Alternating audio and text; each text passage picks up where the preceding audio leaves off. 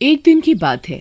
एक भिखारी railway station के किनारे बैठा हुआ भीख मांग रहा था। 1 रुपया दे दो बाबा, भगवान के नाम पर कुछ दे दो बाबा, 1 रुपया दे दो बाबा। वो भीख मांग रहा था तो उसे कोई 1 रुपए देता तो कोई उसे कुछ देता भी नहीं। आज उसे भीख मांगते मांगते सारा दिन बीत जाता है। तब कहीं जाकर उसे मुश्किल से 10 रुपए मिलते हैं। 1, 2, 3, 4, 5, 6, 7, 8, 9, 10। आज तो मुझे भीख भी नहीं मिली। भिखारी फिर भीख मांगने लगता है। अल्लाह के नाम पर कुछ दे दे बाबा, भगवान के नाम पर कुछ दे दे बाबा, भगवान तुम्हारा भला करेगा, भगवान तुम्हारा भला करेगा बाबा। भिखारी भीख मांगता जा रहा था पर कोई उसे भीख नहीं दे रहा था। ये नहीं कि कोई काम वाम कर लें, इन्हें तो बस भीख मांगने की आदत है। तभी एक आदमी उसके पास से जा रहा होता है। तभी वो भिखारी उसे देखकर भीख मांगने लगता है। 1 रुपया दे दो भैया, सुबह से कुछ नहीं खाया। वो आदमी उस भिखारी के पास जाकर रुककर उसे भी खरी खोटी सुनाने लगता है। तुम कुछ काम क्यों नहीं करते? यूं भीख मांगना अच्छा लगता है क्या?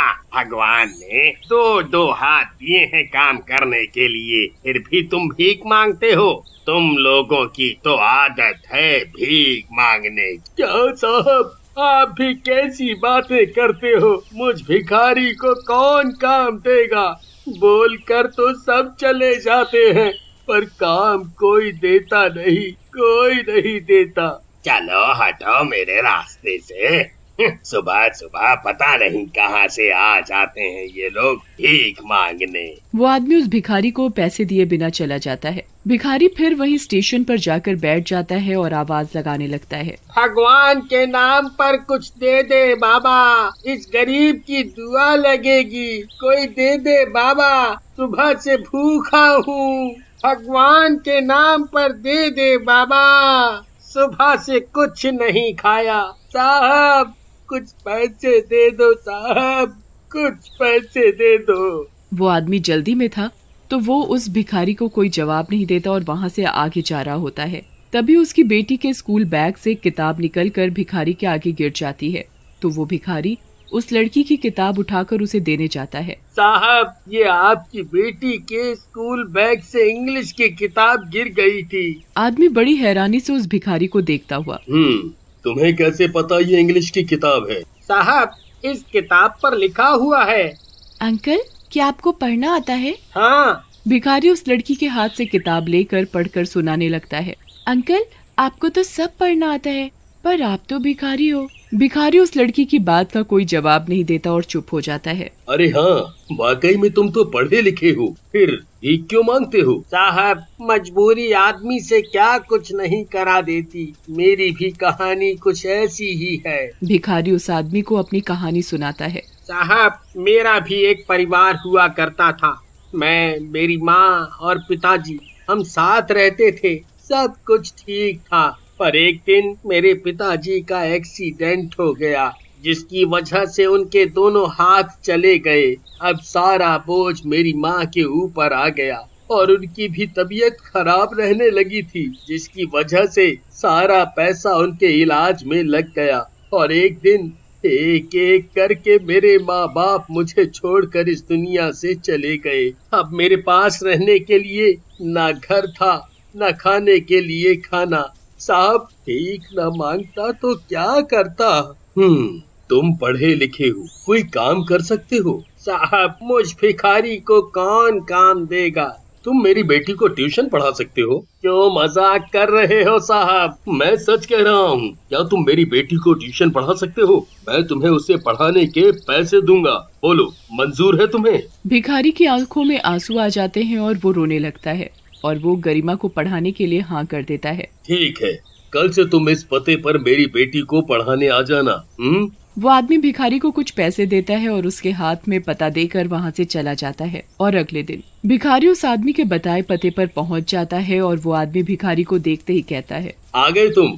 आओ आओ, यहाँ बैठो। मैं तुमसे तुम्हारा नाम तो पूछना भूल ही गया। क्या नाम है तुम्हारा? रवि। रवि नाम है मेरा।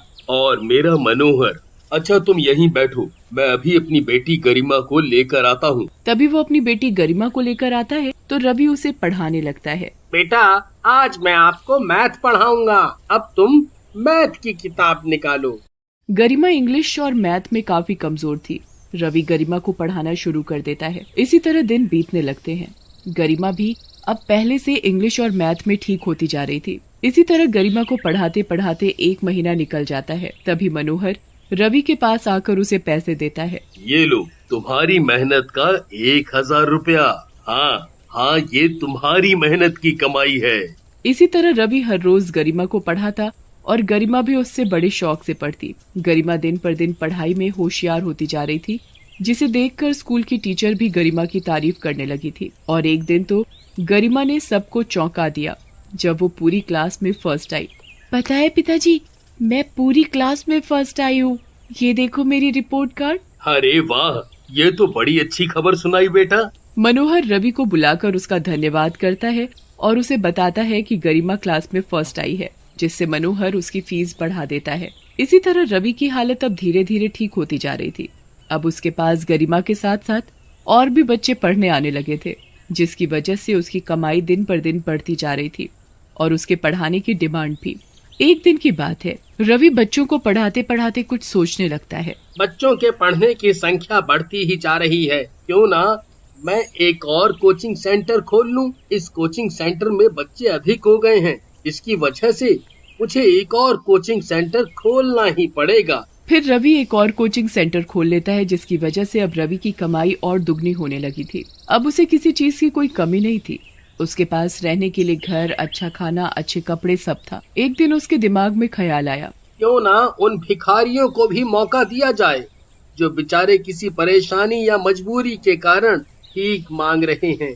जिसमें से कोई भी भिखारी जो पढ़ा लिखा हो और जो पढ़ा लिखा होने के बावजूद उन्हें कहीं काम नहीं मिल पाता, जिसकी वजह से उन्हें भीख मजबूरी में मांगनी पड़ती है। उनके पास कोई रास्ता नहीं रहता भीख मांगने के सिवा, और वो लोग इस कोचिंग सेंटर में आकर पढ़ा सकते हैं। हाँ, उन्हें भी एक नई जिंदगी शुरू करने का मौका मिल जाएगा। रवि अगले ही दिन एक विज्ञापन निकलवाता है, जिसमें लिखा होता है कि कोई भी भिखारी जो पढ़ा लिखा हो वो आकर इस कोचिंग सेंटर में पढ़ा सकता है और उसके उन्हें पैसे भी मिलेंगे। जब ये खबर भिखारियों तक पहुंचती है, तब सभी भिखारी उस विज्ञापन को पढ़कर एक दूसरे से कहते हैं, अरे सुना तुमने, अब हम भिखारियों को भी काम मिल सकेगा जिसके हमें पैसे मिलेंगे। चलो चलो चल कर देखते हैं। हाँ भैया, चलो चल कर देखते हैं। फिर 2-4 भिखारी रवि के पास जाते हैं और उसे अपने बारे में बताते हैं। बाबूजी, क्या हमें काम मिल सकेगा? एक शर्त पर, अब से तुम फिर कभी भीख नहीं मांगोगे। बाबूजी, जब हमें काम मिल जाएगा तो फिर हम क्यों भीख मांगेंगे? ठीक है, तुम अभी से काम पर आ सकते हो। तब एक एक करके भिखारी रवि के कोचिंग सेंटर में पढ़ाने लगते हैं। अब तो रवि की कमाई बहुत ज्यादा हो गई थी। अब तो वो करोड़ों का मालिक बन गया था। फिर एक दिन बहुत ही बड़े परिवार में रवि की शादी हो जाती है और वो अपनी पत्नी के साथ हंसी खुशी रहने लगता है। तभी एक दिन वो अपनी पत्नी के साथ घूमने जा रहा था। तभी एक भिखारी उसके आगे आकर भीख मांग रहा था, तो वो उसे कुछ नहीं देता। तुम कुछ काम क्यों नहीं करते? क्या बाबूजी, आप भी कैसा मजाक करते हो? आपको भीख देनी है तो दो, वरना जाओ यहाँ से। आपने उस भिखारी को पैसे क्यों नहीं दिए? आज अगर मैं उसे भीख दे देता तो उसे भीख मांगने की और आदत पड़ जाती और वो कभी काम करने की सोचता ही नहीं। अगर हर आदमी इसी तरह सोचने लगे तो एक दिन एक भी भिखारी नहीं रहेगा। सही कहा आपने। एक दिन की बात है, रवि अपने ऑफिस से घर की ओर आ रहा होता है। तभी रास्ते में उसे सड़क के किनारे कुछ छोटे छोटे बच्चे भीख मांगते हुए दिखाई देते हैं। ओह, इन मासूम बच्चों का क्या कसूर, जिनके माँ बाप इन्हें पैदा होते ही छोड़ देते हैं या कोई मर जाता है, जिसकी वजह से इन मासूम बच्चों का बचपन भीख मांगने में निकल जाता है। मुझे इन बच्चों के लिए कुछ करना चाहिए। फिर रवि वहाँ से अपने घर चला जाता है। उसे यूं परेशान देखकर रजनी पूछती है, क्या बात है, आप कुछ परेशान नजर आ रहे हो, कोई बात है क्या? फिर रवि अपनी पत्नी रजनी को भीख मांग रहे बच्चों के बारे में बताता है। मैं क्या करूं जो इन बच्चों का बचपन खराब ना हो। क्यों ना हम ऐसे बच्चों के लिए घर बनवाएं जिसमें वो रह भी सके और पढ़ाई भी कर सके।